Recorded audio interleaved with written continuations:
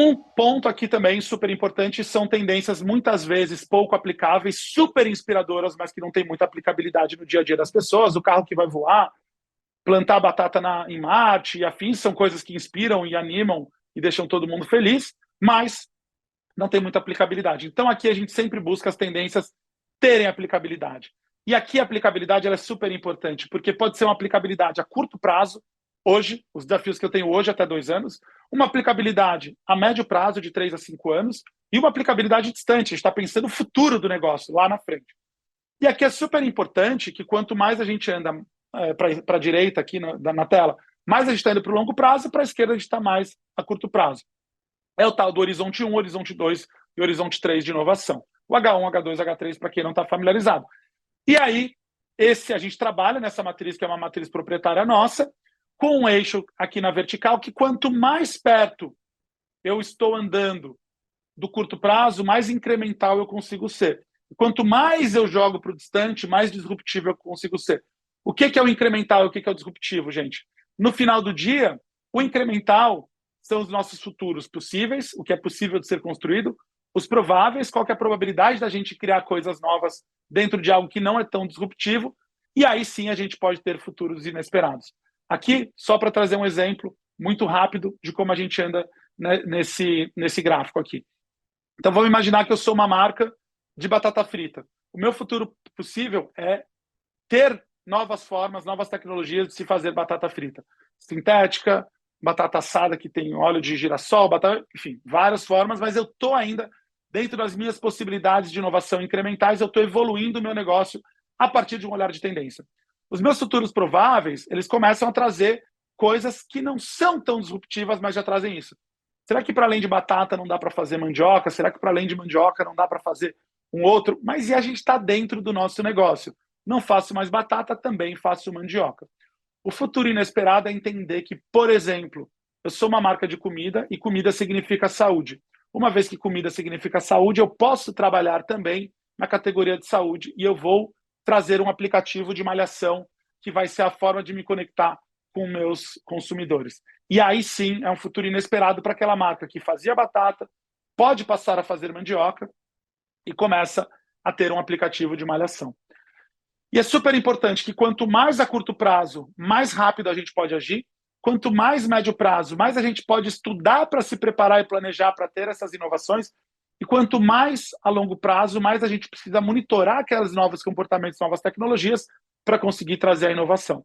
E quando a gente trabalha isso com o cliente, claro que em uma aula aberta, né, de 1 hora é muito difícil aprofundar, a gente vai aprofundar isso no curso com vocês. A gente pega aqui, por exemplo, uma tendência que a gente levou para um cliente que era Vegantopia, movimentos que buscam ampliar o conceito do veganismo para grandes escalas, promovendo o fim da indústria da pesca e pecuária, assim como a de teste animal. A gente vai sinalizar qual é, nessa primeira linha, o momento dessa tendência para o nosso cliente. Então, a gente está dizendo aqui para o nosso cliente agir em cima disso. É ação, é a hora de agir. Não tem tempo de ficar estudando e monitorando muito, porque isso já está impactando a sua categoria com os exemplos que a gente traz aqui. Inclusive, a sua categoria que tem snacks, biscoitos, aveias e afins, está sendo impactada em todas as suas subdivisões. E aqui a gente sempre traz algum outro termômetro, se isso é uma coisa muito cara, uma coisa muito barata, uma tecnologia, né, que vai impactar quem? Ela é premium, ela é mainstream, aqui a gente traz ela bem nesse meio.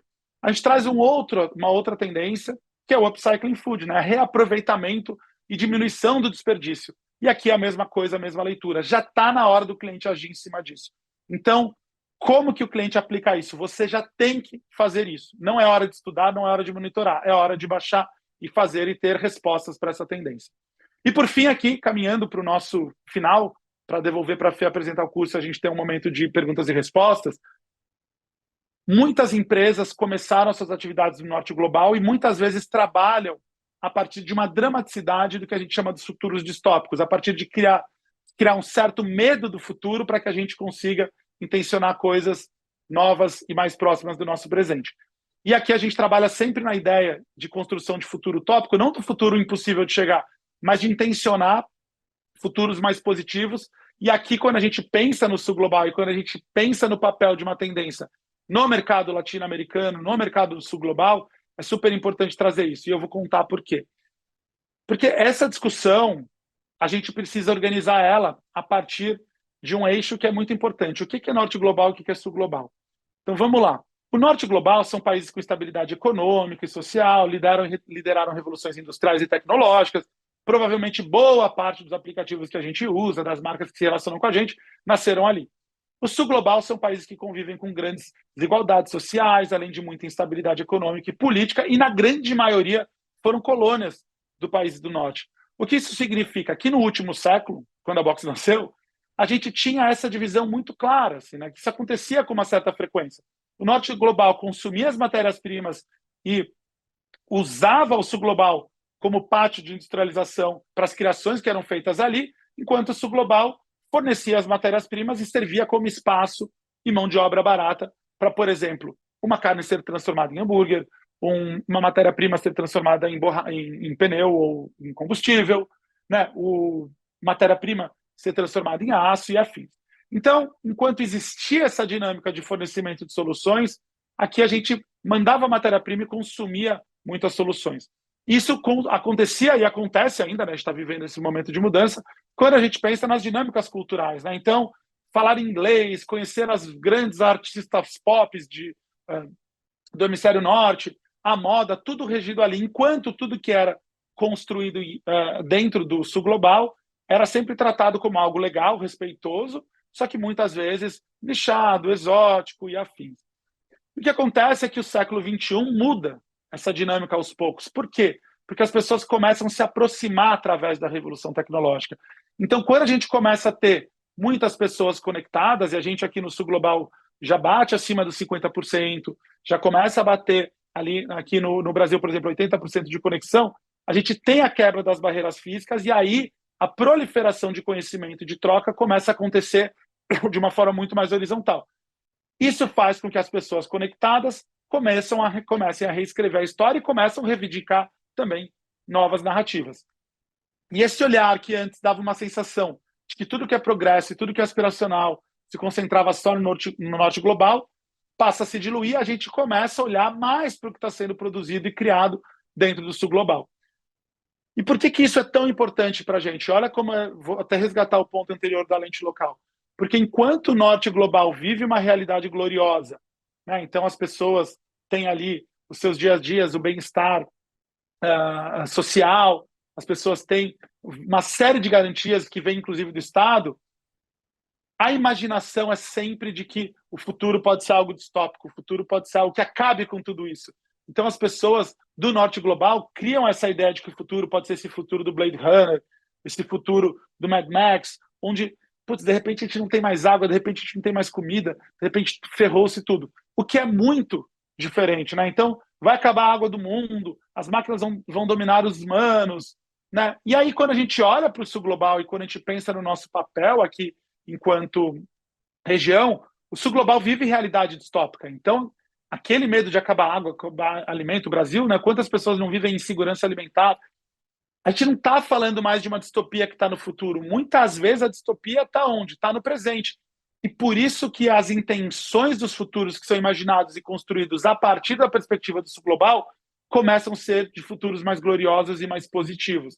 E aí a gente vê como o sul global, que ao longo do último século olhou muito para o norte, começa a buscar aspiração, inclusive mais em si mesmo.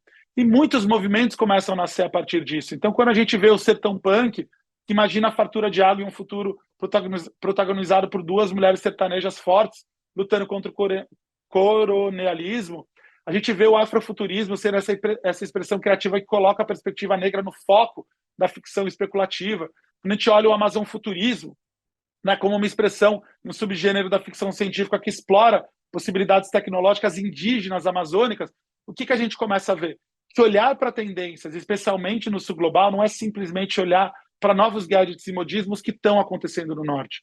É super importante a gente entender que mapear tendências é também sobre os impactos na construção de novas realidades. E isso, inclusive, traz um papel muito importante do nosso trabalho e dessa cadeira de ciências e de futuro. Então, aqui, eu só quis trazer também essa aplicação quando a gente pensa em sul global, porque isso é algo super importante para a gente ter em mente, né? Que o futuro ele é algo que a gente constrói e a gente carrega uma série de intenções.